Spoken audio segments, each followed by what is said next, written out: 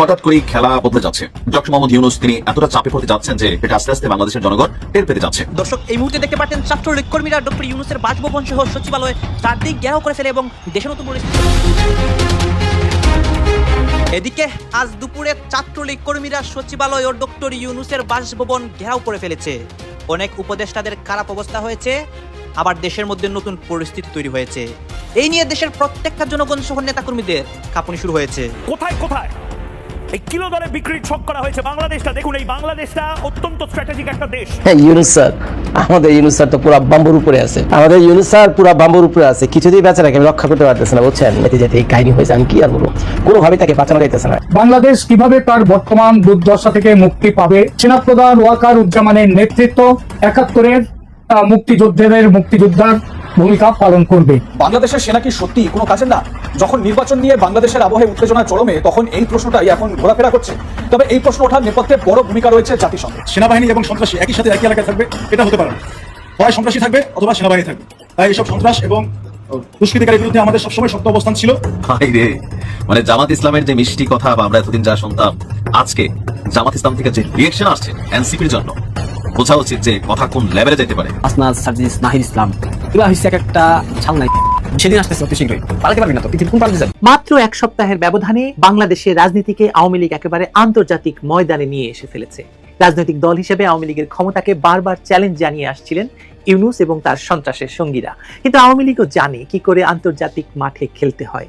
ইউনূস একাই কেবল আন্তর্জাতিক মাঠের খেলোয়াড় নন, তার বয়সের সমান বয়সী আওয়ামী লীগ যে বহু আগে থেকেই আন্তর্জাতিক মাঠের খেলোয়াড়, সেটা প্রমাণ করতে আওয়ামী লীগ সময় নিয়েছে, কিন্তু ঘুরেও দাঁড়াচ্ছে। প্রথমে জাতিসংঘের মহাসচিবকে চিঠি দিয়েছে, তাদেরই অঙ্গ সংগঠনের দেওয়া রিপোর্টকে চ্যালেঞ্জ জানিয়ে, যে রিপোর্টকে ইউনূস শেখ হাসিনাকে ফাঁসি দেওয়ার কাজে ব্যবহার করতে চাইছে। আর তারপর নেদারল্যান্ডের রাজধানী দা হেগে অবস্থিত আন্তর্জাতিক অপরাধ আদালতে সরাসরি ইউনূস সরকারের বিরুদ্ধে মানবাধিকার লঙ্ঘনের অভিযোগ তুলেছে। এবার বাবা জীবন কি করবেন দেখা যাক। চলুন বিষয়টি আরো বিস্তারিত জেনে আসা যাক। বাংলাদেশের রাজনীতিতে এমন কিছু মুহূর্ত আসে যা শুধু অভ্যন্তরীণ ক্ষমতার লড়াই নয়, রাষ্ট্রের চরিত্র এবং আন্তর্জাতিক অবস্থানও পাল্টে দেয়। আওয়ামী লীগের আন্তর্জাতিক অপরাধ আদালতে যাওয়া ঠিক সেরকম একটি মুহূর্ত।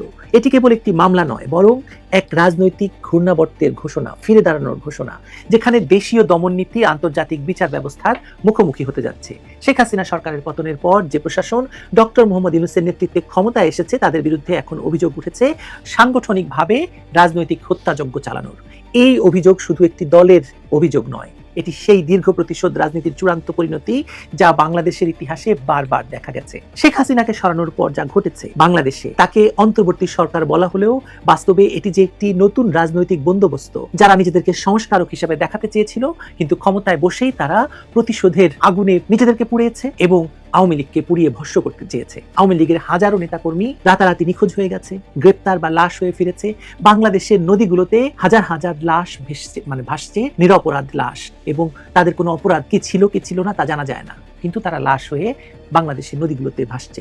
প্রশাসন বলছে তারা অপরাধী এবং সহিংস আন্দোলনকারীদের দমন করছে, কিন্তু প্রত্যক্ষদর্শী স্থানীয় সংবাদ মাধ্যম এবং মানবাধিকার সংগঠনগুলো নানা প্রতিবেদন উঠে এসেছে ভিন্ন চিত্র। সেখানে গ্রেপ্তার হওয়া লোকেরা জীবিত ফিরছেন না, থানায় বা অজানা স্থানে তাদের মৃত্যু হচ্ছে, পরে সেটিকে আত্মহত্যা বা স্বাভাবিক মৃত্যু বলে চালানো হচ্ছে বা অপমৃত্যু হিসেবে চালানো হচ্ছে। এই সময়েই শুরু হয়েছে অপারেশন ডেভিল হান্ট।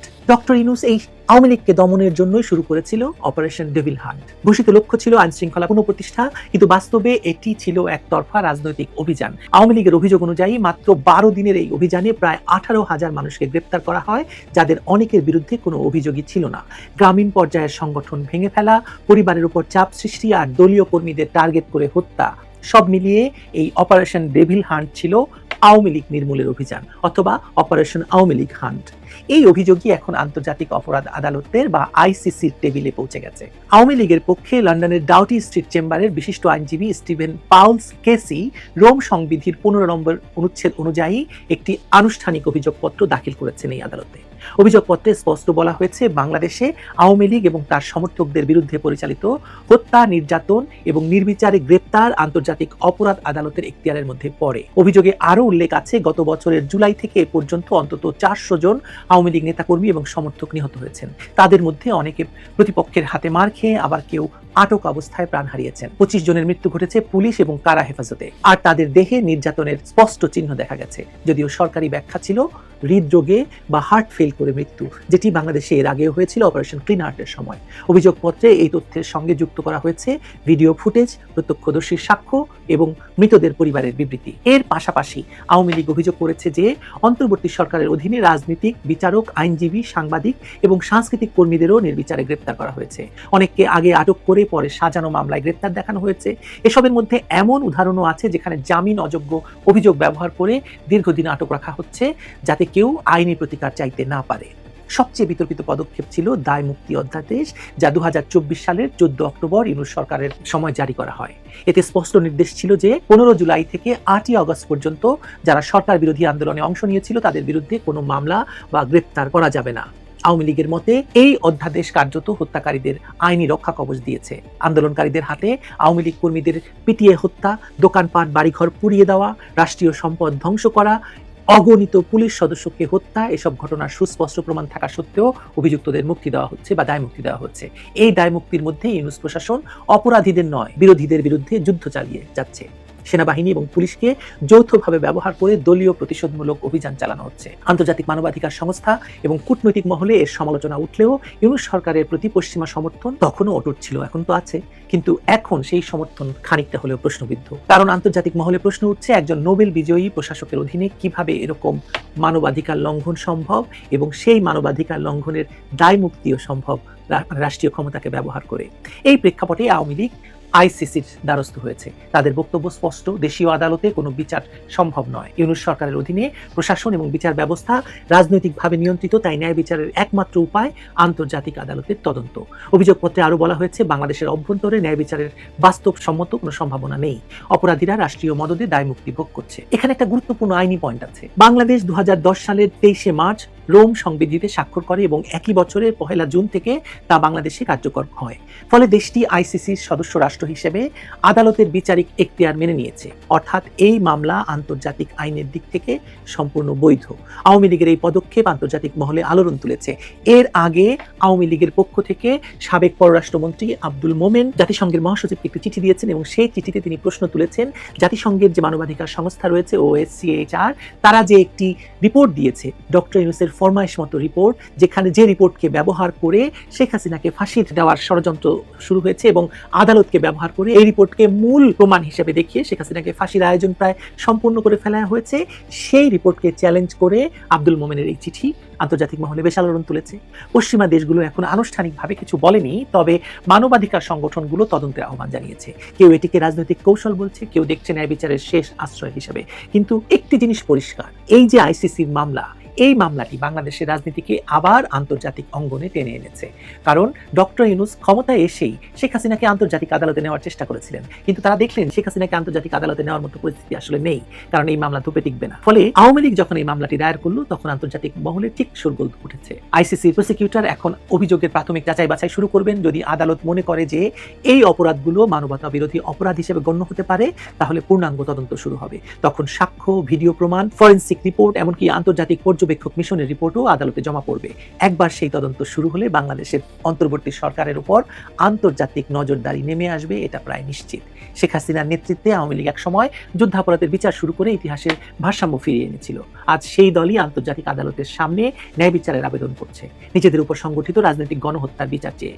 ইতিহাস যেন একেবারে উল্টো হয়ে গেছে, উল্টো পথে হাঁটছে। কিন্তু নীতিগতভাবে এই পদক্ষেপটি বাংলাদেশের রাজনীতিকে নতুন এক অধ্যায় নিয়ে গেছে। আপনি প্রশ্ন করতে পারেন, আইসিসি কি আওয়ামী লীগের এই আবেদন গ্রহণ করবে? যদি করে, তাহলে বাংলাদেশের রাজনীতি শুধু ঢাকার রাজপথে নয়, আন্তর্জাতিক আদালতের বিচার পক্ষেও লড়বে। আর যদি না করে, তবুও আওয়ামী লীগের কৌশল সফল, কারণ তারা দেখাতে পেরেছে আমরা ভুক্তভোগী আর অন্যায়ভাবে সন্ত্রাস এবং রক্তপাত ঘটিয়ে আমাদের ক্ষমতাচ্যুত করা হয়েছে। এই মুহূর্তে যা ঘটছে তা শুধু একটি দলের মামলা নয়, এটি বাংলাদেশের ন্যায় বিচার, রাজনৈতিক নৈতিকতা এবং আন্তর্জাতিক দায়বদ্ধতার পরীক্ষা। আওয়ামী লীগ হয়তো সময় নিতে চায়, কিন্তু তাদের বার্তা স্পষ্ট। অন্যায়ভাবে রক্তপাত ঘটিয়ে ক্ষমতা দখলকারীরা একদিন আন্তর্জাতিক বিচারের মুখে পড়তেই হবে। বিচার এখন কেবল সময়ের ব্যাপার। বাংলাদেশের মানুষ একটা জটিল বাস্তবতায় বসবাস করছে।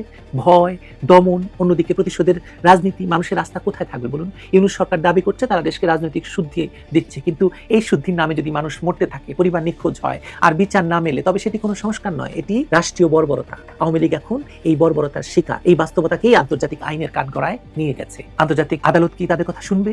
সম্ভবত শুনবে, কিন্তু সময় লাগবে। কিন্তু সেটাই হবে আওয়ামী লীগের জয়ের শুরু, কারণ আন্তর্জাতিক মঞ্চে আলোচনার জায়গা দখল করেছে আওয়ামী লীগ। রাজনৈতিকভাবে নিপীড়িত একটি দলের এই পদক্ষেপ দেখিয়ে দিচ্ছে তারা এখনো লড়াইয়ের ময়দানে আছে, শুধু কৌশল বদলে গেছে। দেশীয় রাজনীতিতে পরাজিত করা হয়েছে তাদেরকে, কিন্তু আন্তর্জাতিক অঙ্গনে যেখানে সরকারি দমন যন্ত্রের কোনো ক্ষমতা চলে না, সেখানে তারা ঠিকই পৌঁছে গেছে। শেষ পর্যন্ত আদালতের রায় যাই হোক, এই পদক্ষেপ বাংলাদেশের রাজনীতিতে একটি স্থায়ী পরিবর্তন আনবে। এখন থেকে যে কোনো সরকার জানবে, অভ্যন্তরীণ দমন এবং হত্যা শুধু দেশের ভেতরে আটকে থাকে না, তা একদিন আন্তর্জাতিক আদালতের দরজায় পৌঁছায়। শেখ হাসিনা বা তার দলের জন্য এটি শুধু প্রতিশোধ নয়, এক ধরনের নৈতিকতা পুনরুদ্ধার। তারা হয়তো জানেন রাজনৈতিক পরিসরে ফিরে আসা একটু সময় নিচ্ছে, কিন্তু বিচার এবং ইতিহাসের পরিসরে নিজেদের জায়গা পুনরুদ্ধার করার এখন সম্ভব। এই কারণেই আমি আসলে বলছি যে আওয়ামী লীগের আন্তর্জাতিক খেলা শুরু হয়ে গেছে। এখন শুধু সময়ের অপেক্ষা, কখন আন্তর্জাতিক আদালত সেই খেলায় প্রবেশ করে এবং ঘোষণা দেয় অন্যায়ভাবে রক্তপাত ঘটিয়ে ক্ষমতা দখলকারীরা একদিন তাদের অপরাধের হিসাব দিতে বাধ্য হবে। কত নেছো, কবে দেবা, কবে যাবা। আওয়ামী লীগের খেলা ভয়ঙ্কর। ইউনূস বাবাজি বুঝতে পারছেন না তো? বুঝতে পারবেন কিছুদিনের মধ্যে, বুঝতে পারবেন।